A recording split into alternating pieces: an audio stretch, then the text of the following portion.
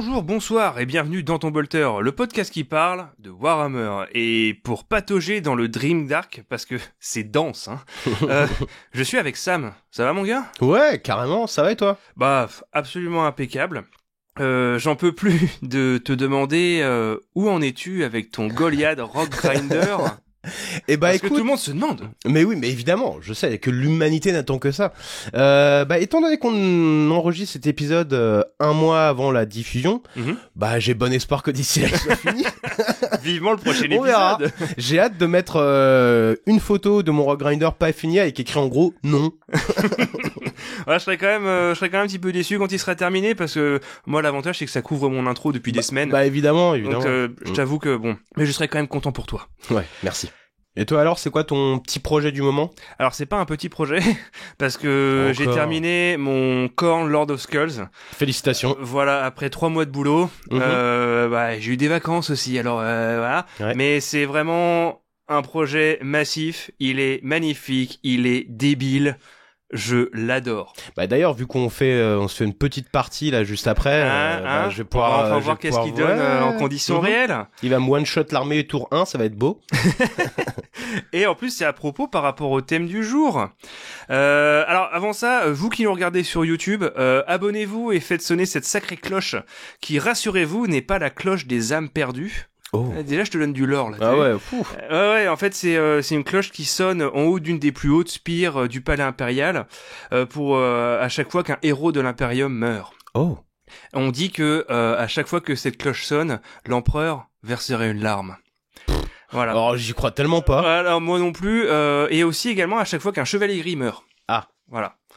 C'est la cloche des âmes perdues. D'accord. Mettez-nous également plein d'étoiles dans les yeux, enfin au moins 5 sur votre plateforme de podcast, ça nous ferait excessivement plaisir et nous rapprocherait un peu plus de notre premier placement de produit. Voilà, donc ça c'est fait.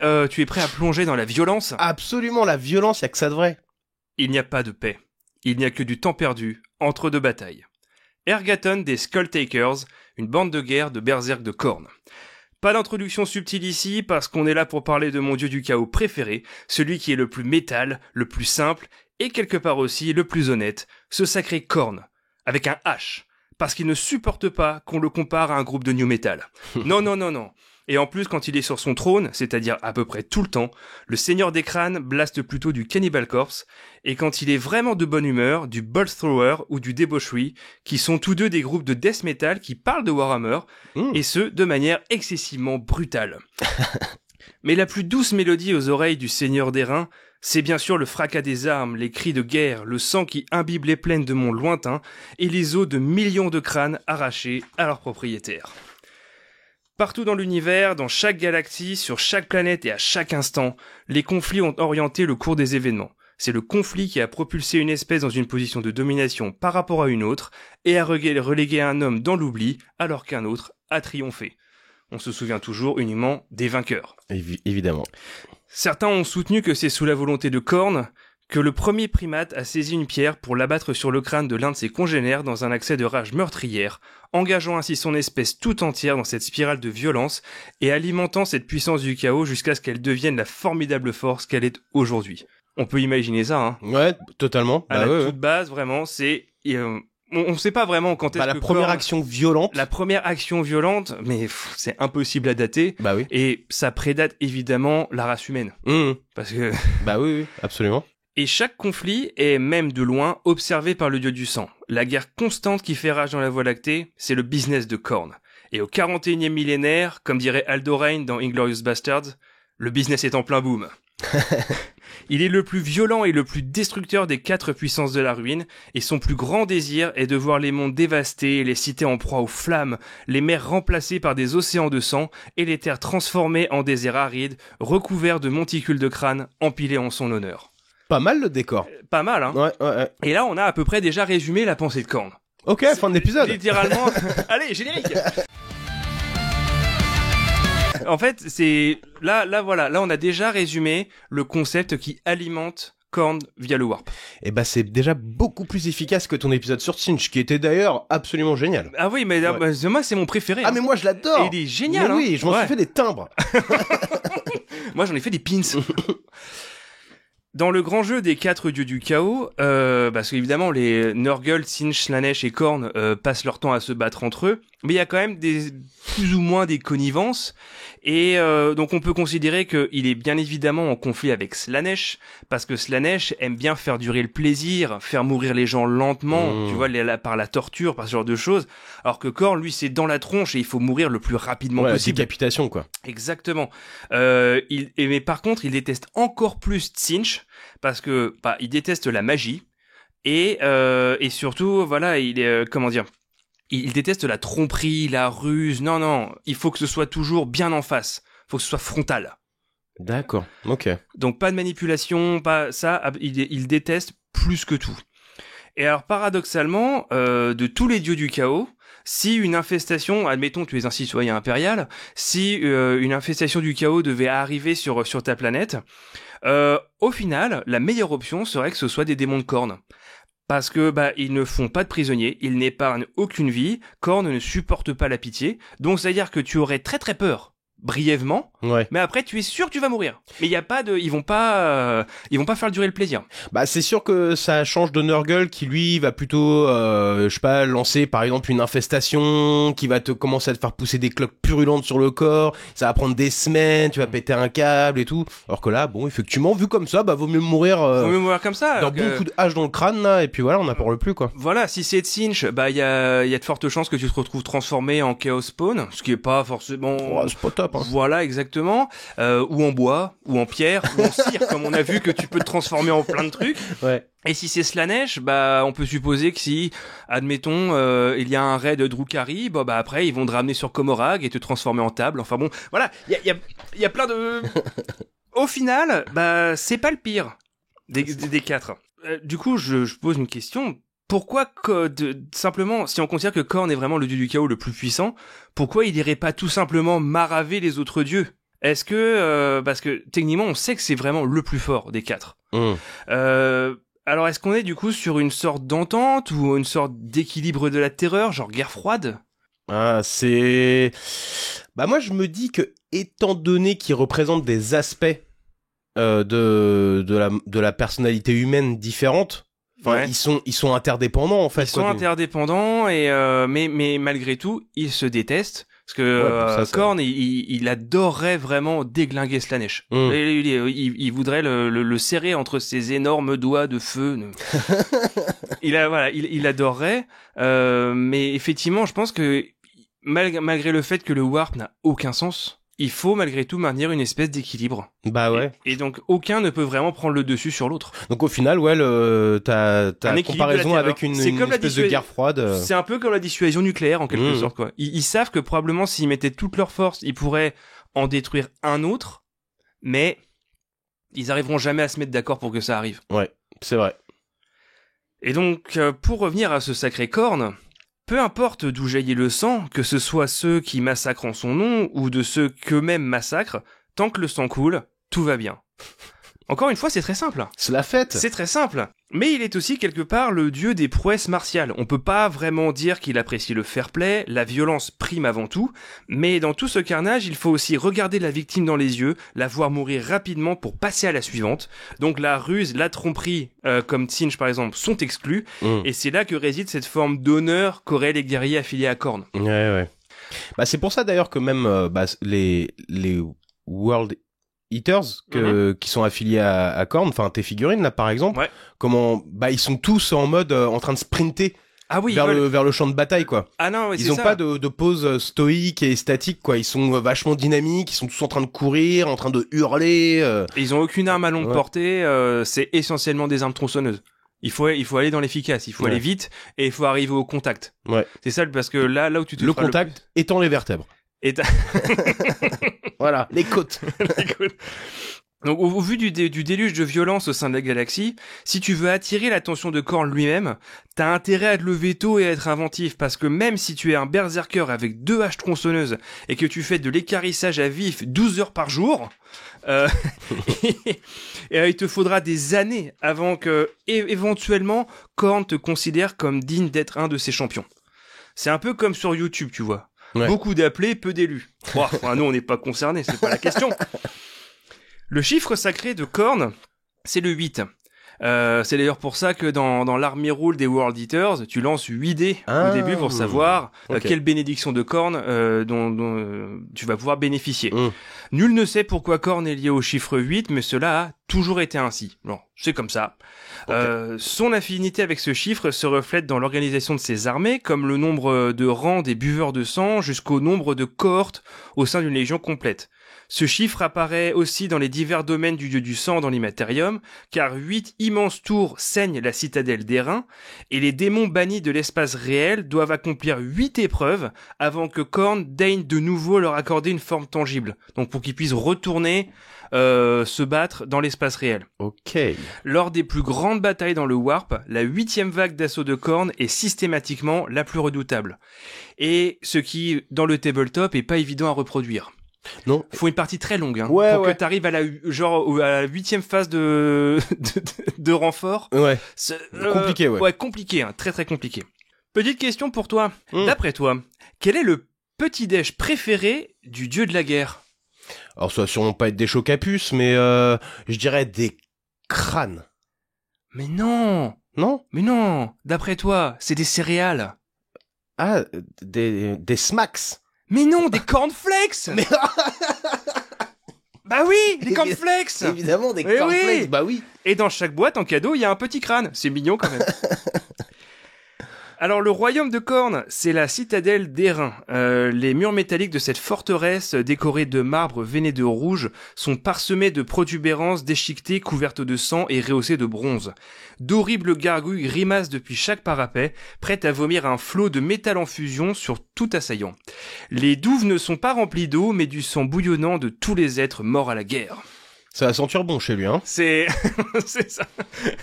Au secours. Même dans le propre... Attends, ça sent pas aussi mauvais que dans le jardin de Nurgle. C'est pas faux. Si on met à l'échelle... Ouais, hein, c'est vrai.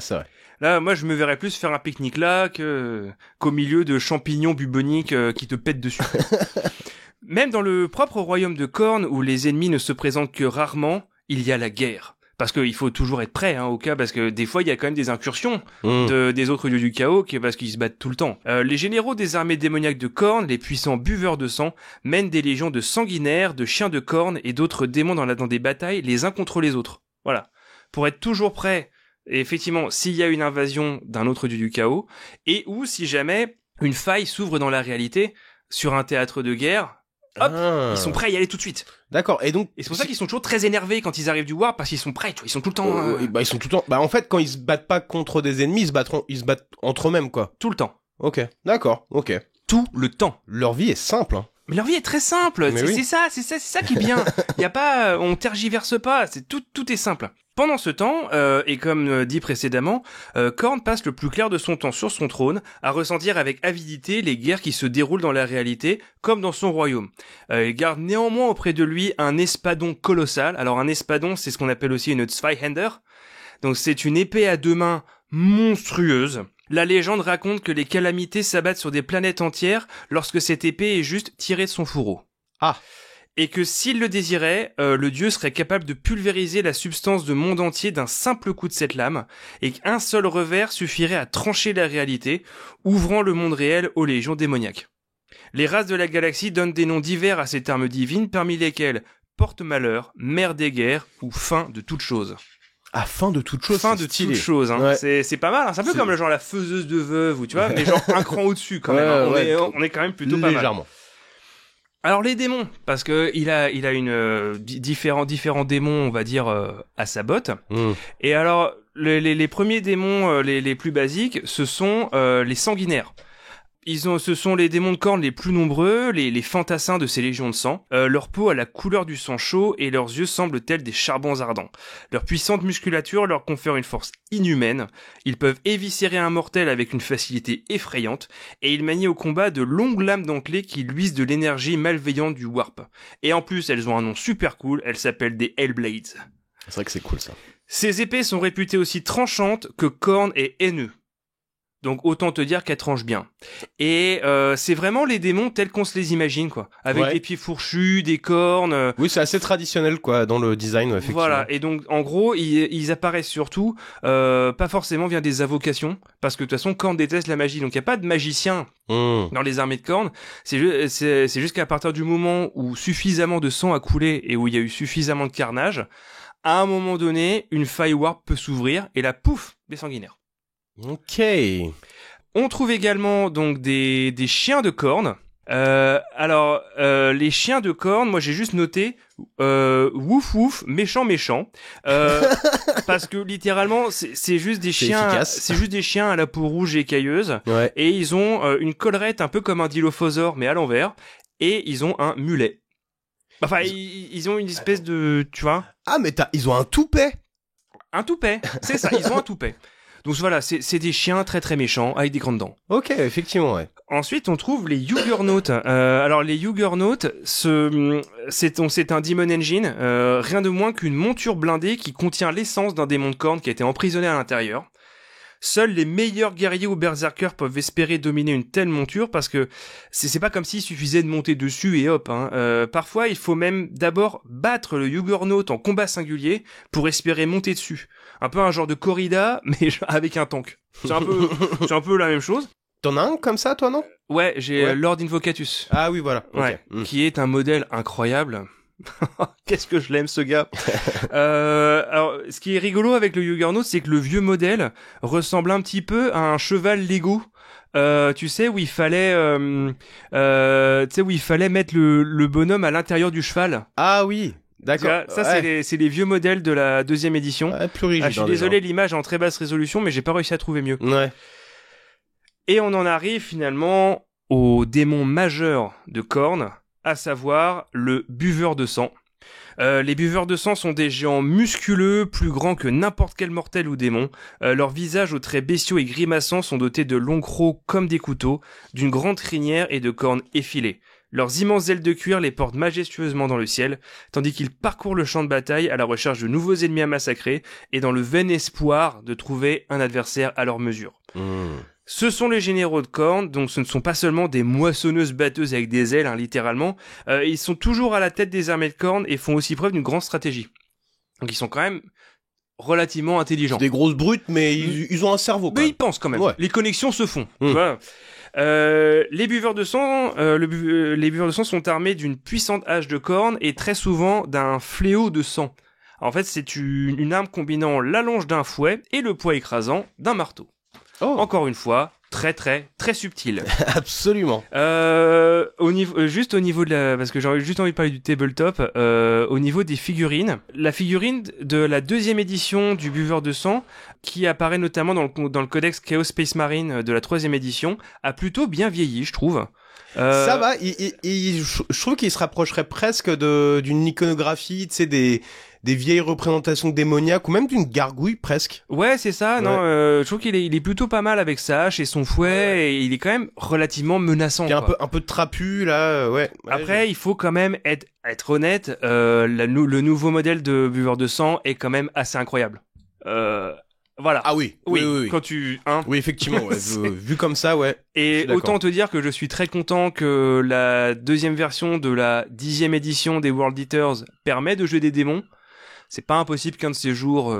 T'en es un? Ah oui. Là, franchement, je me laisserais très facilement tenter. Je croyais que t'aimais pas les ailes. J'aime pas les ailes, mais faut dire que les siennes, elles sont quand même plutôt cool. Quel fan. Alors d'ailleurs, pour rester sur les buveurs de sang, il se trouve qu'il y en a 2 particulièrement qui ont vraiment une histoire qui leur est propre. Et je vais commencer par Kabanda. Alors, c'est le plus connu des buveurs de sang parce qu'il a combattu Sanguinius, primarque des Blood Angels, sur les plaines de Cygnus Prime, durant l'hérésie d'Horus. Je la fais courte, mais il a pris une fessée de la part de Sanguinius. Bon, il a quand même bien... la bagarre a duré longtemps et Sanguinius est sorti de là un petit peu attaqué. Mais finalement, il a été banni dans le Warp. Et donc il se retrouva à ramper devant Khorne, qui ne lui montra que dégoût et indifférence, parce que Khorne c'est pas le dieu des losers. Et pour son échec, il fut banni de la cour du dieu du sang, condamné à se nourrir d'âmes faibles pour survivre dans les désolations informes autour de la citadelle d'Airain. Après Dieu sait combien de temps durant lesquels il dut survivre face aux démons mineurs des plaines désolées, il finit par reprendre le dessus et se représenta devant le dieu des crânes et lui demanda une deuxième chance, genre allez stop, allez, sois sympa. allez vas-y, coup de chance, le siège de Terra allait commencer et Korn lui ordonna donc de tuer 500 Blood Angels en son nom, 500. Hein. C'est beaucoup 500 Blood Angels. Ouais. Et ça sous les yeux de leur primarque.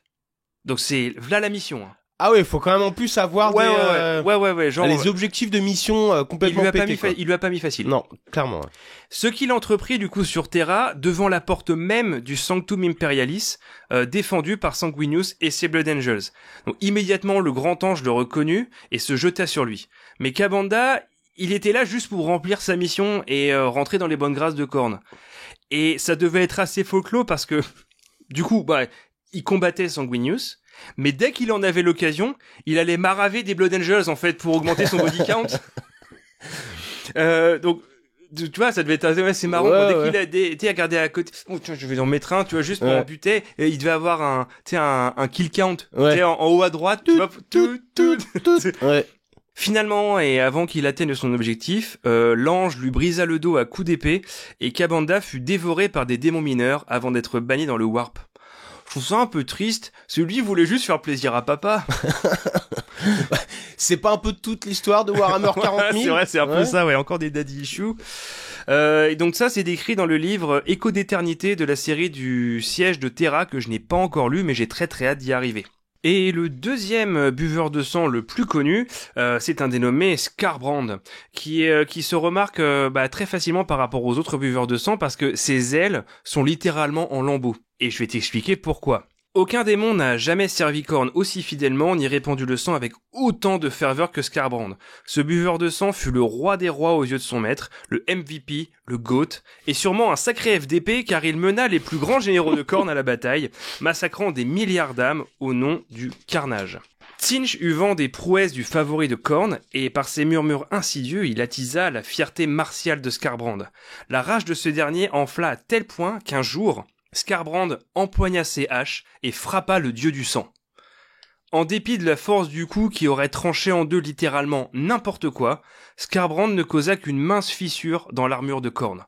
Et là, faute grave. Le dieu du sang saisit immédiatement le buveur de sang entre ses griffes. Il étrangla Skarbrand jusqu'à ce que s'évanouisse tout vestige de sa personnalité, ne laissant que la colère qui à la base le poussa à porter ce coup de hache. Il lui laissa uniquement ça. Khorne le traîna ensuite jusqu'au sommet de la citadelle d'Airain, et pour servir d'exemple à ceux qui oseraient défier sa puissance, il projeta Skarbrand à travers tout son royaume. Pendant 8 jours et 8 nuits, Skarbrand laisse une traînée ardente de destruction à travers le warp, un sillage de désolation calcinée. Tel un météore de rage, il s'abattit en creusant un immense canyon, ses ailes arrachées par la violence inouïe de l'impact. Exilé, condamné à marcher, parce que comme un petit oiseau qui n'a pas d'aile, il peut pas voler. Skarbrand hurla sa colère aux cieux et commença à écumer les domaines mortels et immortels pour gagner sa rédemption par une éternité de massacre. Récemment, il a combattu Guilliman sur une forteresse noire avant la chute de Cadia, et là, c'était une fessée. Voilà, ça c'était son actualité récente. Mais depuis, il est jamais rentré dans les bonnes grâces de Khorne. Mais attends, c'était une fessée pour qui ? Pour Skarbrand. Ah, ok. Ouais. Okay, non, okay. C'est pas Guilliman, tu penses. et voilà. Et depuis, il va de carnage en carnage en espérant peut-être à nouveau attirer l'attention de Khorne, mais en même temps, il l'a vachement fâché, quoi. Ouais, mais je trouve ça quand même assez gueudant de s'imaginer qu'il a réussi à quand même atteindre mais bon, chaos, quoi. On va dire qu'il a probablement lancé un coup énorme et que ça a dû faire ouais. Sa hache a dû rebondir et l'autre il a fait qu'est-ce que t'as fait là? Attends, non, mais il a regardé dessus, il a fait quoi? Hein? Non, il s'est retourné vers les autres, il a fait attends mais j'ai pas rêvé. J'ai pas rêvé. Alors, comme tout bon dieu du chaos, Khorne a bien sûr sa propre légion de Space Marine renégats, les World Eaters, comme tu les as cités tout à l'heure. Quoi de plus logique quand on sait qu'à la base, ils étaient appelés les Warhounds, et avaient un style de combat proche d'une meute de chiens enragés à qui on aurait détaché la laisse. Et si en plus tu rajoutes un primarque en la personne d'Engron, qui n'a jamais vécu que pour le combat, est rangé par la rancœur et la haine, est constamment torturé par les griffes du boucher, ses implants crâniaux qui augmentent son agressivité et ne lui offrent du repos qu'en massacrant des gens, On a quasiment ce qu'il faut pour être des serviteurs parfaits du Bah, sang. le combo gagnant, quoi. Et que manque-t-il, me diras-tu? Ah, mais que manque-t-il, Goth? Eh bien, tout simplement, l'implantation des griffes du boucher à tous les Space Marines de la Légion. Ah. Et enfin, Erebus. Et oui, parce que évidemment, c'est encore une fois de sa faute. Ah, mais tout est de sa faute, en fait. à ce gars-là, Pas quoi. tout, mais pas mal quand même. Ouais. Il a, voilà, vivement qu'on parle de ce bon gars. C'est parce une que belle ordure. Hein. voilà. Donc bien sûr que d'ailleurs, je vais m'arrêter sur les World Eaters parce que et Engron, parce qu'on fera bien sûr des épisodes dédiés. Hors de question qu'on survole Mégaïs en rouge. Il n'y a pas moyen. J'aimerais terminer sur quelques petites histoires, un peu un genre de pêle-mêle en fait, de lieux, de faits qui ont un rapport avec Khorne. Et j'aimerais commencer par un exemple d'une possession. C'est pas vraiment une possession, mais c'est l'effet que Khorne peut avoir sur un être humain. Et c'est très très très bien décrit, notamment dans le livre Déluge d'acier de Graham McNeill, où ça décrit des Iron Warriors qui lancent une offensive majeure sur la planète Hydra Cordatus, et particulièrement sur une forteresse qui contiendrait une arche qui elle-même renfermerait des glandes progénoïdes, les graines. Oh, les fameuses. Les fameuses graines. Parmi les personnages Iron Warriors qui mettent cette campagne, on trouve un certain Kruger, qui n'est rien de plus qu'un berserk de Khorne, mais sans les griffes du boucher. D'accord. Durant la campagne, il prend comme esclave Larana Utorienne, lieutenant du régiment local des Dragons Juran, qui fut faite prisonnière. Pour une raison qui n'est pas dite, il la garde en vie et il lui demande de nettoyer son armure. Son armure qui émane de la puissance de Khorne, tellement Kruger a massacré en l'apportant au fur et à mesure des siècles. Pendant plusieurs semaines, Kruger va malmener Larana, la maintenir captive, la rabaisser, la violenter. Les Iron Warriors prennent très peu, leurs esclaves, c'est vraiment, ils ont vraiment pas de bol. Ils ont vraiment pas de bol. Enfin, d'une manière générale, pour les Space Marines du chaos, oui, mais les Iron Warriors sont particulièrement brutaux. Ouais. Et donc, à chaque fois qu'elle nettoie l'armure, une voix désincarnée lui murmure de plus en plus fort qu'elle peut prendre sa revanche. Jusqu'à ce jour où, alors que Kruger dormait, l'armure invite Larana une énième fois à l'enfiler et elle cède. Ce qui déclenche une transformation physique immédiate. Il faut imaginer qu'une femme humaine voit ses muscles enfler à tel point qu'elle remplit une armure Space Marine. Parce que du coup, elle enfile les gants, elle commence à mettre le plastron, etc. La suite est facile à deviner, mais je préfère citer le livre directement. Avec une lenteur délibérée, elle retira son casque, et Kruger toussa d'épaisses gouttes de sang en voyant le visage renaissant de Larana Utorian. La femme terrifiée qu'il avait torturée pendant de longues semaines avait disparu, remplacé par un visage déformé, dénué de pitié et de miséricorde. Un visage si empli de haine qu'il le glaçait jusqu'au plus profond de son être. Elle leva les bras bien haut au-dessus de sa tête, tenant dans ses deux mains un couteau en os émoussé. La chose qui avait été autrefois Larana Utorian a plongé le couteau dans l'orbite de Kruger et dans son cerveau, poignardant encore et encore, jusqu'à ce qu'il ne reste plus du crâne de son bourreau qu'une masse pulvérisée, d'os brisés et de matière. Ah ouais. Et là, du coup, je fais vraiment la version courte de la scène, mais quand tu lis le livre, qui est d'ailleurs plutôt pas mal, hein. Moi, le Déluge d'acier, c'est un livre 40 000 qui date un petit peu, mais il est vraiment sympa dans le sens où il y a pas mal de personnages qui sont très bien développés, que ce soit au niveau des Impériaux ou des Iron Warriors, avec notamment Onzu, qui est le seul Iron Warriors un peu pince sans rire. Ouais. Ce qui est rare parce que c'est des mecs assez austères. Hein. Ouais, pas beaucoup d'humour. Voilà. Et ce passage-là est probablement un des meilleurs de tout le livre parce que tu ressens vraiment limite de la compassion pour elle. Et pendant tout, elle se fait vraiment malmener. Et quand enfin elle arrive à ce stade-là, tu sais qu'elle va être possédée. Il y a pas de retour en arrière. Ouais. Une fois que t'as dit oui aux forces du chaos, c'est mort. Il y a pas de retour en arrière. Elle va être condamnée à devenir un berserker elle-même. D'accord. Mais t'es content. Ah non, bah c'est satisfaisant quoi. Mais alors attends, par contre, excuse-moi, je suis un peu confus. C'est Tzeentch qui l'a influencé à mettre l'armure? Ah non, c'est Khorne. Ah d'accord. C'est une entité mineure de Khorne. Oh, ok. Voilà, c'est ça. D'accord, mais alors du coup, donc les armures des Space Marines du Chaos sont possédées par leur... Elles peuvent l'être, ouais. Ah, en fait, à force d'être en contact avec le Warp, à force, bah littéralement, oui. Leur équipement peut même limite devenir le lieu de... J'allais dire le lieu de vie, c'est un peu bizarre, mais c'est là où peuvent du coup habiter des entités mineures du Warp, ouais. Des démons peuvent du coup subsister dans la réalité via... Et elle existe toujours, elle? Ah là, je ne sais pas. Ouais. Je ne sais pas, je crois qu'elle a été créée que pour ce livre, hein, donc... Ouais. Parce que ce serait marrant du coup que ce soit même un personnage récurrent, même une figurine, tu vois, imagine une femme complètement déformée par le j'ai trouvé une photo, il y a quelqu'un qui en a fait une conversion justement. Ouais. Non. Avec une armure de World Eaters en plus et tout, ce serait vraiment stylé quoi. Donc des Iron Warriors, pardon. Ah pardon, Iron Warriors, oui. Ensuite, au niveau là c'est plus dans le lore récent, il y a la malédiction meurtrière de Khorne. Ça se trouve dans l'arc des Arches Fatidiques, dans le livre Engron. Donc ça parle de la guerre de Malak Bael dans le système de Malak. Suite au carnage mené par les World Eaters et les démons de Khorne menés par Engron, et conjugué à la destruction d'une balise warp appelée l'Orphéon psychique. Allez. Une faille s'ouvrit dans le warp. À ce moment-là, des combattants mortels s'efforçaient de secourir leurs camarades, d'échapper à l'anéantissement de la planète, où ils étaient toujours en train de se battre en fait contre des démons. L'instant d'après, ils commençaient à tituber en tremblant et en haletant, alors qu'une pellicule de sang leur voilait les yeux et que leurs veines saillaient telles des cordes bleues et noires sous leur peau. L'un après l'autre, ils se jetèrent la tête en arrière et hurlèrent de rage. Là, on parle de la population de plusieurs planètes. Okay. Avant de se jeter sur les êtres vivants les plus proches. Ils ne faisaient plus la différence entre amis et ennemis, ils ne pouvaient pas parler, sauf pour beugler des louanges à Khorne, le dieu du sang. Certains tournèrent leurs armes contre les soldats alentours, ou déchaînèrent la puissance meurtrière de leurs énormes machines de guerre. D'autres pointèrent leurs armes pour massacrer leurs victimes, ou alors ils utilisèrent uniquement leurs poings et leurs dents. Et ça, c'est dans tout un système. Donc, pour donner l'échelle du truc, un système planétaire comprend entre 2 et 8 systèmes solaires et s'étend sur plusieurs années-lumière. Donc, sur toute cette zone, tout le monde est devenu ivre de sang. À péter un câble, quoi. Exactement. Waouh. Sympa, hein? Ouais, c'est clair. Et puis, c'est très comment, in your nose, quoi. C'est vraiment, Voilà. Et c'est techniquement pas de la magie, parce que ça se déclenche par rapport à un énorme afflux de violence, quoi. À un moment donné, ça peut plus être contenu. Ouais. Mais alors du coup, c'est grâce au pouvoir psychique que ça s'est passé. Bah ça se passe via le warp. Ouais. En fait, c'est pas dû à un rituel ou quoi que ce soit. C'est à un moment donné, c'est la violence doit se manifester en fait. Et il y a un trop plein dans le warp et ça ressort dans la réalité. D'accord. Ok. C'est génial, hein. Bah, c'est trop bien.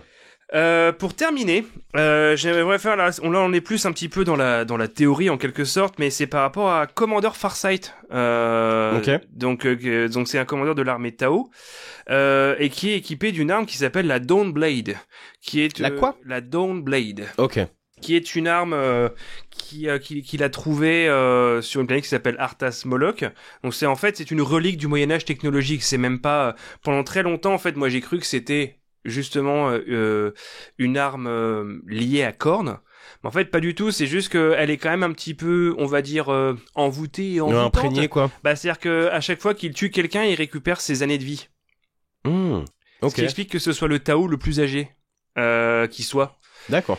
Et donc en fait dans les arches, dans le bouquin qui lui est dédié dans les arches fatidiques, on se rend compte qu'il a des visions de violence, on se rend compte qu'il adore le combat au corps à corps, ce qui n'est pas normal pour un Tao, hein, tu en conviendras. Et alors ces gardes du corps s'appellent les 8. Comme par hasard. Tu vois un peu. Et d'ailleurs une fois même en combattant des orques, il a créé un tel carnage que des démons de Khorne sont apparus et ont combattu à ses côtés. Ah oui, d'accord. Ouais. À ce point-là, quoi. Voilà. Même si, comme tu le sais, les Tao ne sont pas touchés par le warp à proprement parler.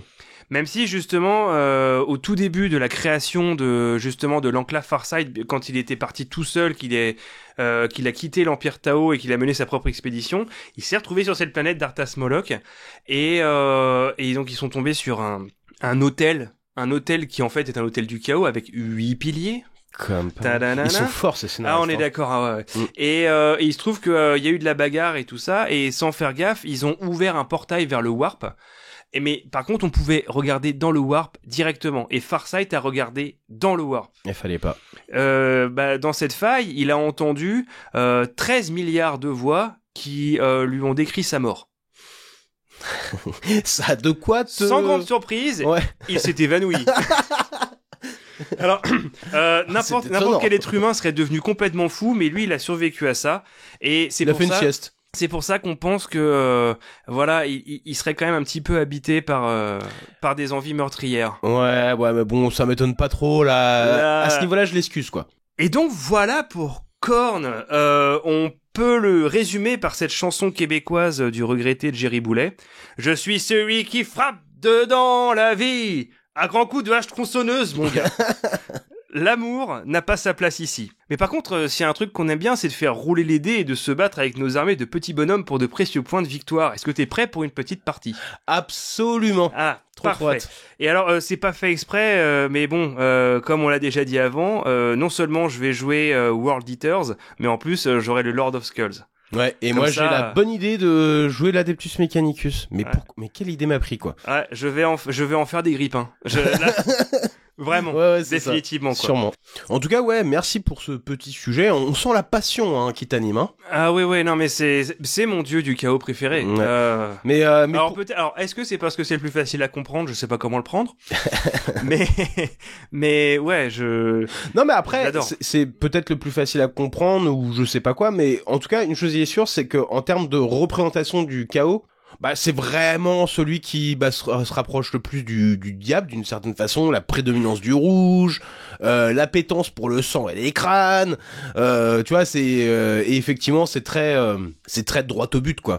Donc il y a vraiment une représentation même au niveau des designs, tu vois, les démons ils ressemblent vachement à presque des représentations que tu peux trouver dans des tableaux et tout ça. Oui, tu t'attends à retrouver des trucs avec des cornes de bouc et des sabots, tu vois, c'est exactement ça. Hein. Ouais, non, absolument. Sur cette fine analyse, est-ce que tu aurais un mot de la fin ? C'est tellement simple là, le sang. Mais ouais, allez, qu'elle a volé poteau. Gros bisous tout le monde, ciao ciao.